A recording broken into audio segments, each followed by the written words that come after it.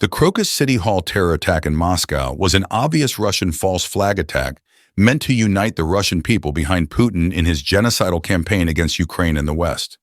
The United States warned Putin that a terrorist attack was imminent and that it would likely occur at a concert. Putin absurdly called the American warning a threat. If Putin genuinely believed that Russians were under threat from America, why didn't Putin respond to the alleged threat and provide reasonable and appropriate security at Russian concerts? At the very least, Putin is guilty of criminal negligence and letting the terror attack happen on purpose. What is far more likely is that the Crocus City Hall attack was instead a Russian false flag attack planned by Putin.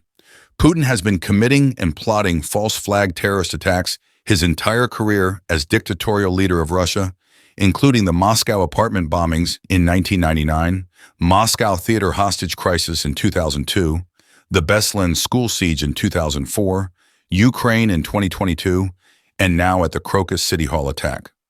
Russians and their fifth column in the West point out that ISIS often attacks enemies of America and has been supported by Israel, but leave out the damning fact that Putin created ISIS as a pretext for his global war on terror and has flown tens of thousands of ISIS terrorists from Chechnya and other Soviet republics to Syria and elsewhere to wreak havoc and create a pretext for Putin to intervene militarily.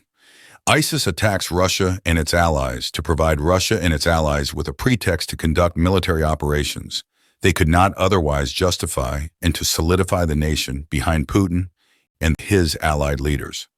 That is how false flag terrorism works.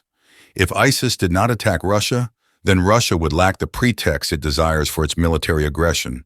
So it is to be expected that Russia's crew of fake terrorists attack Russia and other enemies of the United States.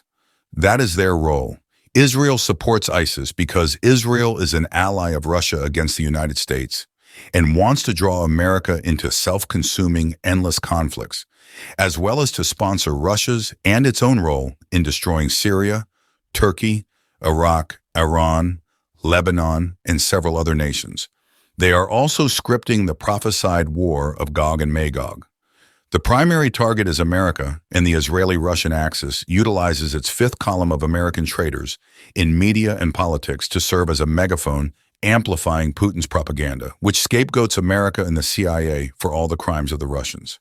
They echo Russian Jew Vladimir Solovyov's propaganda against the West. The sequence of events in the Crocus City Hall attack all point to a Russian false flag attack. Putin mischaracterized the very specific American warning that the attack was imminent. Putin called the warning a threat, but failed to respond to the supposed threat and protect the Russian public by providing adequate security at concert events. Even minimal precautions, including snipers and security forces, would have prevented the attack or ended it very quickly before the terrorists were even able to enter the building. Putin then let the terrorists complete their task and delayed the police response until the terrorists were through with their work. He then allowed them to escape, knowing they would head towards Ukraine as they were instructed to do.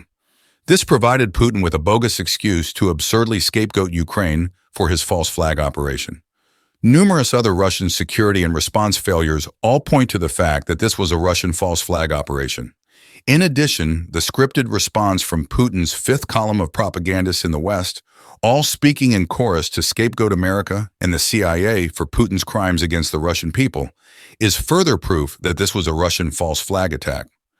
These same full-time and well-paid Kremlin advocates manufacture any excuse to create the impression that America has engaged in false flag attacks, but lie about events in the Crocus City Hall attack to hide the obvious fact that Russia was behind it. Why did they betray their own national interests in favor of a genocidal foreign enemy which openly threatens to kill all Americans with a nuclear weapons attack?